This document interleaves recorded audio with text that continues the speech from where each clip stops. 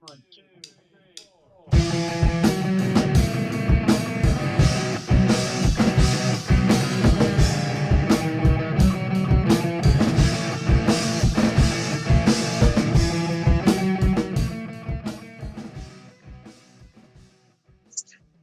Beery. Today's show is brought to you by Rick's Eatery and Entertainment, and we are doing some great stuff here. Soon to come, the Baja Bowl, if you like that Baja fresh flavor. You keep saying it's coming. I haven't seen it yet. A few of our patrons have had it. It's pretty good. And then yesterday, I'll be posting a video on this too. We had a patron in here, and he's like, "Man, I want to eat. I don't know what I want to eat." And everything I offered him, he said no.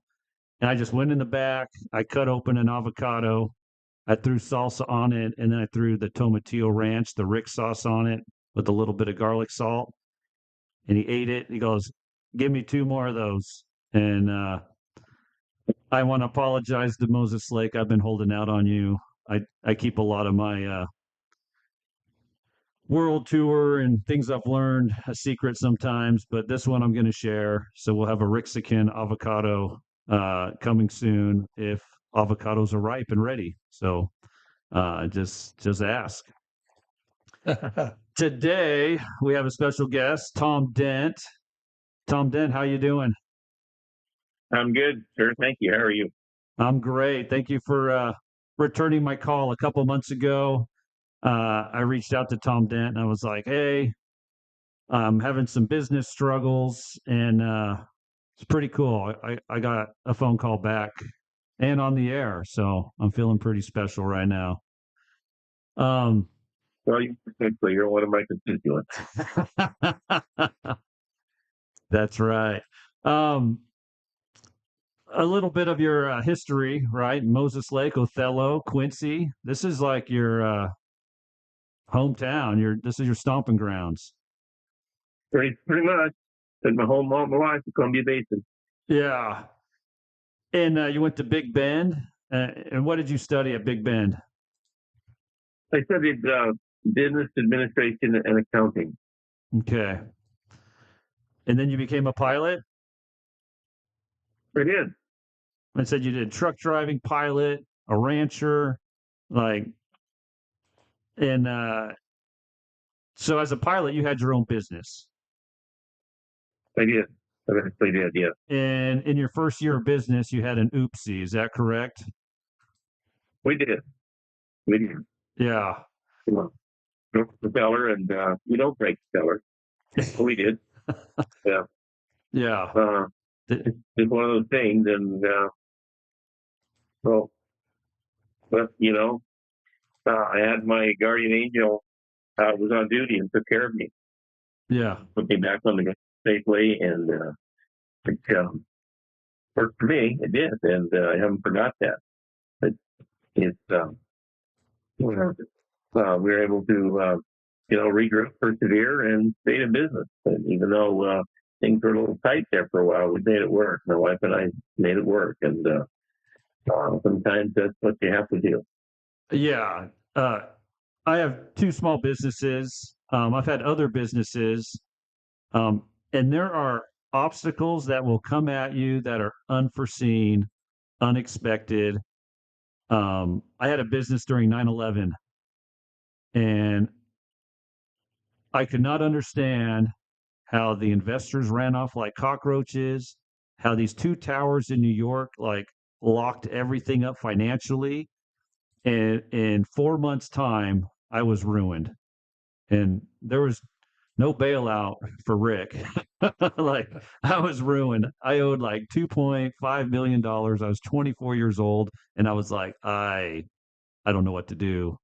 The commitments I had money like that doesn't grow on trees. And I was like, I'm ruined. And anyway, I had to start over. And anyway, that's one little story of the difficulties or surprises you can have in business, like your propeller breaking, like things are unexpected and life happens. And I want to get into business later, but let's pick on you a little bit. the Guardians of Small Business gave you an award. Can you tell us about that? Well, that's been a while. Um, I'm pro-business in the legislature, and I support legislation of business. And, that's basically what they do when you're someone who supports, the principles around business, and they honor you for that. This wasn't a big award that had anything to do with legislation I had ran or anything. It was just my legislative support for what they do. So, Yeah. And that's one of the reasons I wanted to speak with you, because you are pro business and you've been in the trenches before, so you can relate to some degree of the ups and downs that small businesses go through. Here in our community, I can count off my fingers 8 businesses that we've lost this year. I know of a couple on the chopping block, and it's not my place to be like, it's this guy, but like, you know, and I have 2 small businesses, and I have what I call, we're all feeling the squeeze. The squeeze. The squeeze. We are being squeezed from all sides, and it's not like government knows when to ease the squeeze. They're like, "What, tax dollars are down? What do we do?" But I feel like we're all uh, feeling the squeeze. Is there any advice or anything you can do to, you know, help small businesses in this little downturn we're going through? sure. One of the problems we have is the regulatory burden that the legislature and Congress puts on small business, and without taking a real pragmatic look at what they're doing. And it's, in the state of Washington, I'm in the minority party, and the regulations just keep coming, and I think that they feel like they're doing the right thing to keep people safe and to protect them from unscrupulous business folks and things like this. And I understand from where they're coming from, but they're over the top on what they put on people, and there is a limit to the money that you can pay in taxes, and we need to accept it. Look at that. Yeah. There is Well, I agree with that. a regulatory burden that you can get. Yeah. And it's just, this is what we have to do. We have to stop this, and it's been a challenge to stop it. We just are having a hard time getting that done. So we want to stop it, and we're trying to, but that's where we're at. Yeah. Yeah. And yeah, regarding safety and all that, that's kind of one of my things I'm dealing with our current local fire marshal. We have I've kind of been told to bolt down tables, and I do a variety of activities at my facility. We do cornhole, and you need big open space for that. Yeah. And then I could do a comedy show, and then we're moving all the tables, and they're like, "Well, you can bolt down tables." I'm like, "Then cornhole dies, Or line dancing dies. or line dancing dies." And they'll say dancing is a nightclub, and I was like, "Well, line dancers, it's a class. I have kids there that are like 11 years old learning to dance. It's family friendly, and you're calling me a nightclubs." But anyway, it's like sometimes the code is so specific. It says the word dance, and then everything else down that line, it is getting squeezed. I was like, a line dance class is a nightclub? I was like, this is crazy. Anyway, to me, Yeah. I get their safety rules, but if I stay a boring location, I don't even need like a fire alarm. But if I do a dance with so much dance floor square footage, I need a sprinkler system, and I'm getting bids in. I got one bid for $215,000, and I was like, this is too much. Yeah. And this might take me a few years to raise. In the meantime, much of my revenue is gone because those activities provided $50 here. And some of it's like, I thought, a community service. The line dancing, I make like $50. You got an instructor, you got these kids there. It's a good activity for the community. And I'm like, anyway, call me nightclub. Not that this is your problem, but it's an example of what I think Overregulated. overregulation. And I see sometimes the government, they tax and they regulate, but I'm like, what are you doing to help us? What are you providing? And so, anyway, I Those feel are good that questions squeeze. to ask. I'm glad you said that, and keep asking those questions to, every elected person that you run into. I've had those issues for a long time with what's going on, and so you get a chance to talk to the folks in the city, county commissioners, and other legislators. Reach out, ask questions. They're questions that need to be asked, and we Yeah, need some answers. yeah, Yeah. yeah. Or maybe more definitions, to clarify something. But a lot of times when I ask questions, I've noticed this in government too. Everybody plays the look away game, or, Yeah. well, that's not my expertise, or that's this, or why don't you ask this guy? And anyway, Don't they call I find it interesting that some people deflect, and don't they call that a wild goose chase? I'm good at Well, that. I'm in the middle of it. well, then ask him whose wheelhouse that belongs in, and don't quit asking the question. Yeah, yeah, It's and I okay think to do that's that. It's okay to expect answers. It's okay to hold people accountable. And, yeah, yeah. and that's one of the reasons I started this podcast. Is I noticed I was asking questions, and it was ruffling feathers. At the same time, people were like, "Someone's got to say it. Someone's got to say it." And I was like, Like the hospital. let's ask the tough questions. It doesn't matter if I'm right or wrong. It's just part of the education process. Yeah, when we had a hospital bond, and I was like, why is a hospital asking for money? Isn't that private? And then I find out it was government and there's a nonprofit, and I was asking questions. And anyway, there were some people that weren't so happy about that, but it was part of my learning curve, asking questions. And I'll ask questions, and Yeah. that you're either thinking or no one else is asking them. And so this podcast allows me to broaden that, asking questions, so certain points of view can be heard. Next question: do codes and policies trump the United States Constitution? That's a good question, and I'm not an attorney, and I think it would take a constitutional attorney to answer that. Personally, I think there's a fine line there. What is constitutional and what isn't, and that takes, like I say, that takes a constitutional attorney sometimes to answer that. We see the true story is in the legislature, you might see a bill passed that is unconstitutional, or what appears to be, but it will stand and become law until it's challenged. And many of these things are challenged, and many of this stuff is kicked out because it's unconstitutional. So, that takes. I'm not an attorney. Yeah, It's hard to answer that question, but I think that's something that we need to look at. Everything that comes down, we need to know what we're doing is the correct thing to do. So, yeah.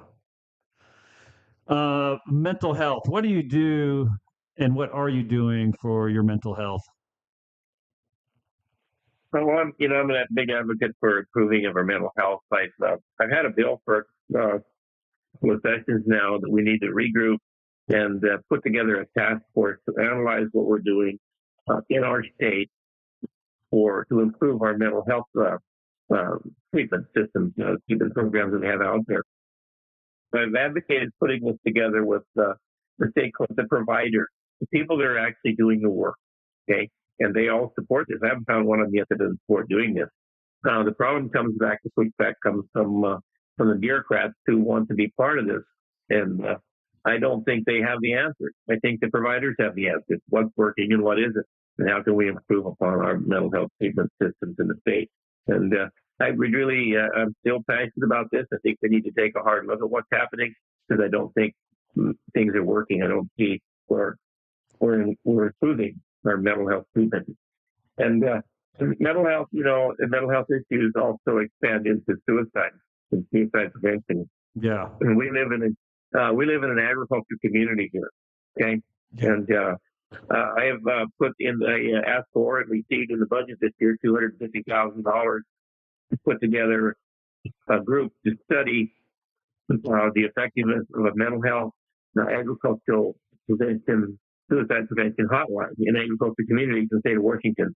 And this mental health group, this group will go through the Department of Agriculture, where the money goes and where it runs from. But agriculture suicide. The agriculture sector has the highest rate of suicide of any sector in the United States, and that's disturbing to me, because the bottom line is we all live in an agriculture community here, and we're all part of that agriculture sector. Number two, I want you to listen. The ag sector is number one. It's 3.5 times more than what's in second place. That's pretty. 3.5 times more than what's in second place. What's second place? And something we need to think about. We need to take care of our folks. We need to start looking at what's going on. We need to make these services more accessible. And the challenge is, we have the 988 program out there, the 988 suicide hotline, but it's not tailored to work with people in agriculture communities. Because we think different. We're more independent. We have a tendency to carry stuff around more than we should, and we need to tailor something, in my opinion, that works for these communities, so folks know that they have someplace to go for help. And I'm working hard to do that. I am really passionate about finding an answer here for what we can do. So, yeah, that's interesting. I'm a veteran, and so I'm aware of the veteran side of it. We have the little 22, right? We lose 22 soldiers to suicide a day. And it's hard for me to see, my fellow soldiers struggle. Many people in the community are learning that I'm a veteran, and I'll have random veterans contact me and be like, dude, I'm having a hard time. I heard you were a veteran. I'm like, I don't know you, but hey, I'm willing to listen. And he's like, this week I lost 2 of my guys to suicide. And he's like, I'm having a real hard time with it. And so I'm aware of, I guess, some of the costs, but it's fascinating to see that agricultural is a high suicide deal. And I guess it's affecting us more locally than I realized. So thank you for educating me. Water. I have a few interviews coming up on water. We share our water with 3 states. We got thousands of people sucking out of the same straw. What are your thoughts on water? Well, we have the number one, conservation has to be part of our water plan. Because we do have somebody working on using our water. And here, working hard on that's the ground program, which is Moses Lake, to take some of these farms out to these deep wells, get the straws out of the ground and put them on the Columbia River water, which at the moment we have an adequate supply of Columbia River water to irrigate farms out there. Yes. That's one thing which will also help, the deep aquifers, where many of our communities receive their water as well. So we'll take the pressure off of those aquifers. So hopefully we can begin to Yes, I agree. But I think, but it's something that we have to think about. And I think, you alluded a little earlier that I've been in this, pretty much lived here most of my life, and I have. In 1955, we moved to Othello when I was a little boy, and I remember what it was like. It's nothing like it is today. Now, the Columbia Basin is nothing like it is today at that time, okay? Yeah. And we have to remember that we live in an artificial environment, okay? We have made the desert bloom, and we've done that with water, and we need to remember that. Yeah. Water is a precious resource that we all need to live. Every living thing needs water to live. And we need to remember that and think about how we can be more responsible when we use our water. So, it's here for the uses that we have, that we absolutely need it to live with. Okay. Yeah. Not everything we use water for is necessary for life, but keep in mind and not to waste our precious resource. Yeah. So it can be here for generations to come. But we're going to see changes in water, and I expect if you pay attention to what has happened to California with a lack of water law down there, they're in trouble. Yeah, they're in trouble. I'm not sure they know that yet. I'm from Southern California, and yeah, we're Okay. aware of the Dust Bowl and other things that are happening, and Yeah. some cities their little wells ran out of water, and like it's a ghost town. Like there are, yeah, it's a precious resource, and we can do our part. But yeah, like I say, we got thousands of people sucking out of the same straw, and it's kind of like you got to have everybody rise together. I like what you said about using the Columbia River for irrigation Yeah. instead of the groundwater. Oh yeah.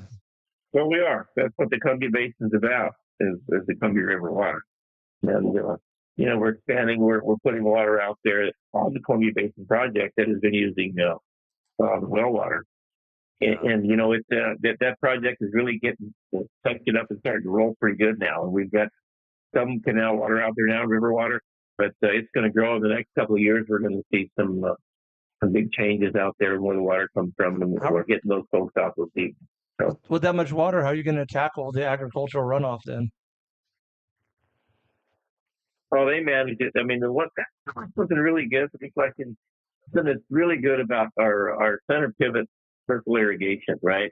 We can control this water and our runoff much better with center pivots. And is it perfect? No, but it's way better than it used to. So runoff can be kept to a minimum, basically, and more porous soils like that. I mean, it does help that as well. So that is pretty much the least of our worries. And I see least of my worries is runoff. So yeah, drought.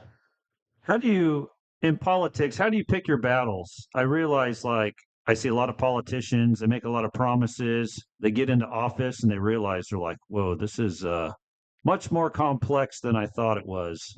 How do you pick your battles?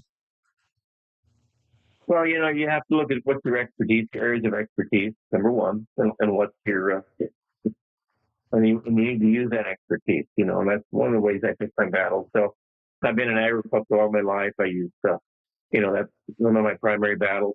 I had a career in aviation as well. So the aviation industry and it is one of my battles, one of the things that I fight for. And then, I'm a kid guy. So my wife and I were foster parents. We care a lot about kids. And so that's one of my battles, foster kids, child care, things of that nature. So, and along with that comes mental health issues with our children.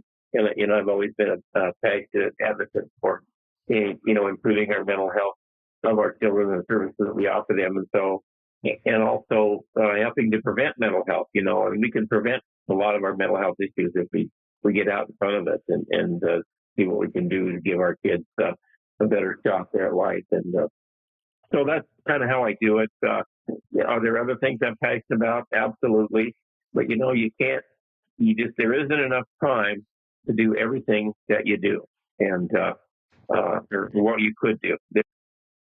And 20 committees in the House of Representatives in the state of Washington. I'm on 3 of them. Yeah. That's what most of us serve on. Once in a while you'd be on 4, but I think one term I was on 4 committees, 1 or 2 terms, but that overloads you quite a bit. So when you're in leadership on some of these committees, that takes more time. And I am in leadership on the Ag and Natural Resources Committee, so I have to be careful that I don't get too far out, too much over my skis, or have time to do anything. So try to do what I can, what I'm passionate about, and do it as well as I can, and then then move on. So I have a big question, Tom, that may be too big for the show, might be another one, but I know one thing we're hearing a lot in the political spectrum is attack on our First and Second Amendment rights. Anything going on in Washington on your end, helping to protect those? I know that all the recent firearm bans, all the stuff going on with protests and all kinds of First and Second Amendment things that are really seems like are under attack and things that we as Americans hold dear. So, what are your thoughts on that? Well, I mean, we push back on anything like that. Every year there's some kind of Second Amendment bills out there that want to reduce our ability to own firearms and such. And they're done under the guise of raid with they from one party, and they just don't really do that. And I have some challenges. If you want to work on something, I'm in. If you want to make their schools safer, I'm in. Every year now for several years, we've come up with a bill for a school resource officer, armed school resources. There's an SRO in every school in the state. And we've figured out how to do the money to make that happen. And every year they turn us down. So if you're serious about keeping our kids safe, then let's keep them safe, right?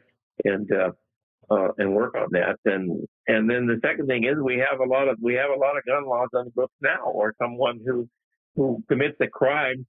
Last year, the last session, they wanted to reduce the length of time that you would be incarcerated for committing a crime with a firearm.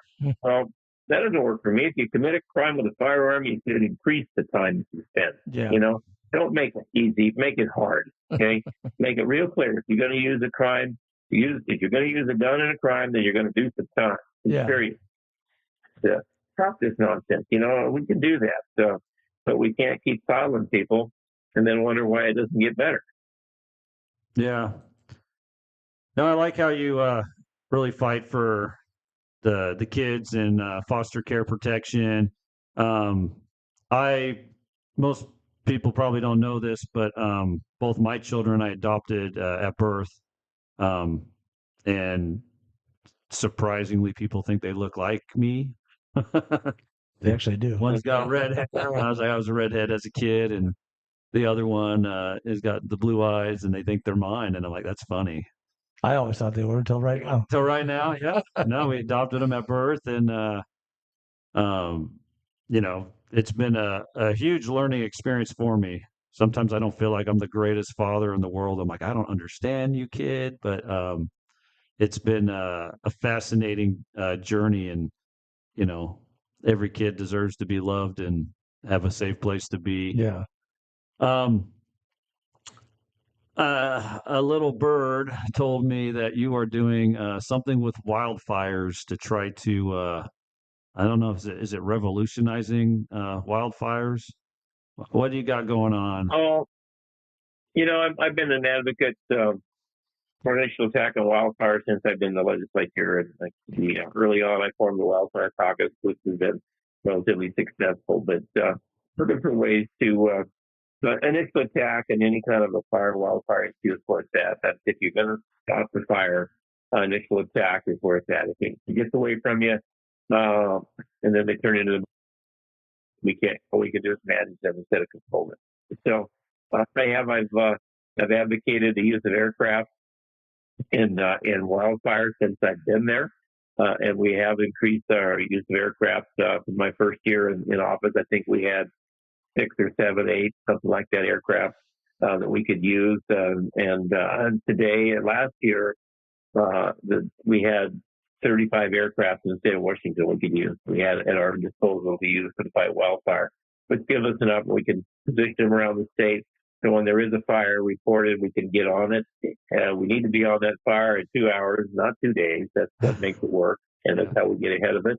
So that has worked. And then to move on with your question, my most recent thing is to put together a bill to make a public-private partnership. So make associations, wildfire associations, so to speak, out in different areas with local ranchers, farmers, and such in more remote areas where they can be on board to fight these fires and initial attack because they're going to be there. They're the ones that are there, and to get out there and get on the fire as quickly as they can.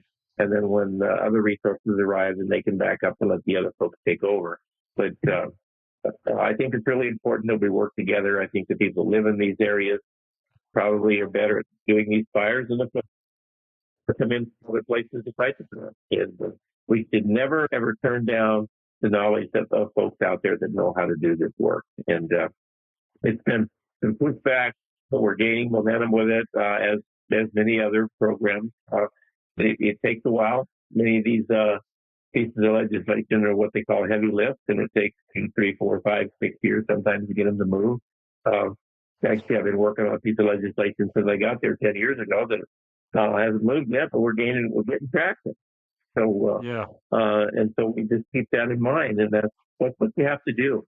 So, Yeah, I'm a major supporter of public-private partnership. I think many people on the land know how to take care of the land. We could use that expertise. And I'll tell you one thing I did. It's been about, I think it was in 2017. I don't remember the year for sure, but I did a bill to if you had a wildfire, if there was a wildfire going on, and there was a grazing lease up there, and so people had cattle up there where the wildfire was at, they would not allow you to go in and get your cattle out. They wouldn't. They wouldn't allow. That's crazy. Now, would the farmers be compensated in your plan? If because I mean they've got No, backhoes, water trucks. They just do it just to help protect their community.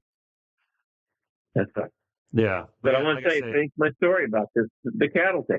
We ran a bill where they couldn't stop the cattleman from going up there and getting his cattle out.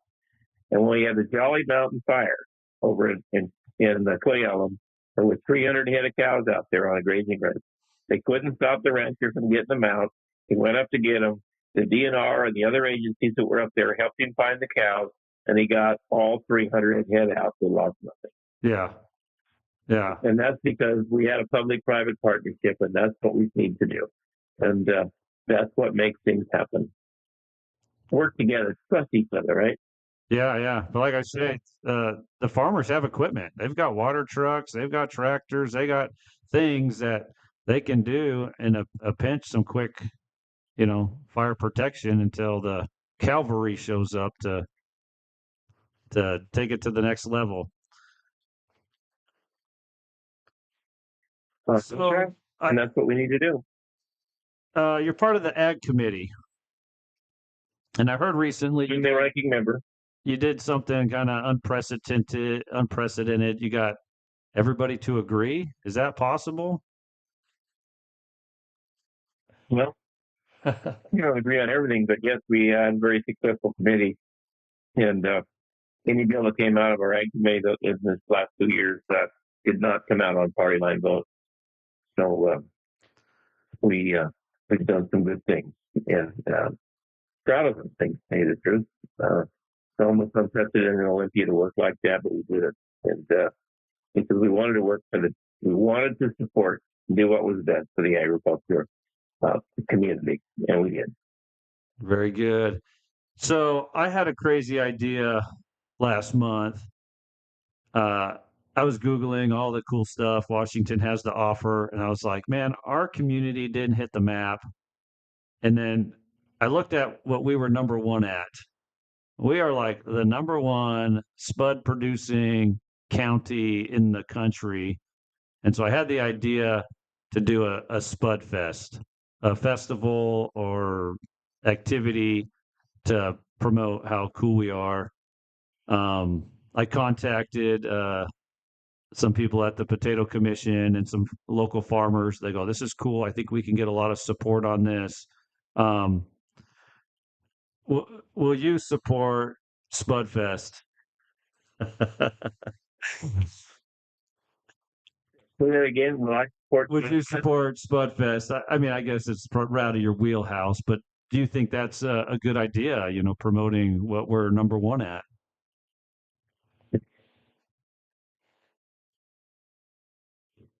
We promote it.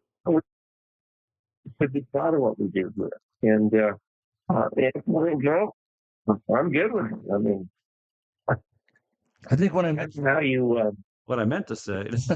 I think when I met you back in 2000, Tom, I was over at the newspaper, and we used to be a big proponent of the potato conference, and people came from all over the place because I didn't even know until back then that we were the largest producing state in potatoes.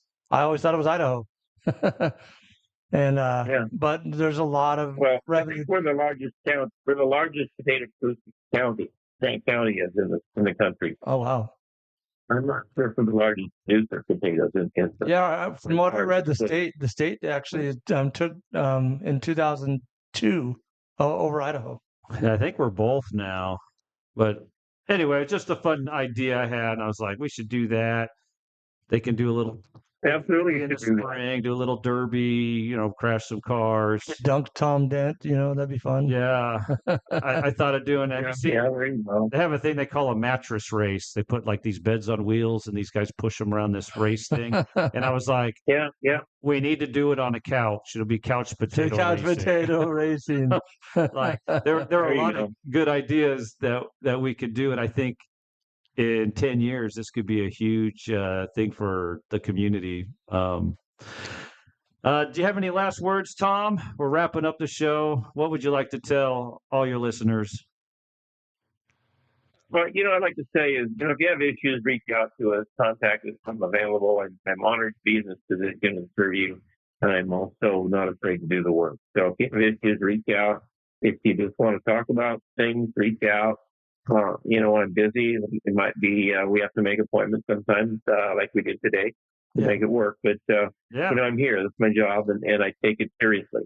So and thank you for your support and having me serve you. It's truly an honor. It's an honor that it's hard to explain to folks how honored I am to be there. I do have one final question. I think it's very important for our state. Batman or Superman? Well, I don't think we have a Batman or a Superman license plate yet. But we're working on a Smoky Bear license plate. A rodeo. But do you think zebras should be our mascot these days? There you go. It's on track. So maybe we'll see what next year brings us. We have a bunch of new colts over there. Thank you for all your hard work in Olympia, Tom. You're doing great. The community loves you. I'm excited to see you win this November, and to keep growing our county and helping advocate for us in our state. Well, thank you. Appreciate that. I do. Thank you very much. Thank you for having me on your show. All right. Thanks a lot, Tom. And like everybody, please subscribe, and share. We're on rumble.com, YouTube, just about every platform. Ricksican Show, just put that in the search and you'll find us. Thanks again, Tom Dent. Thank you. We'll talk to you soon. All right. Bye.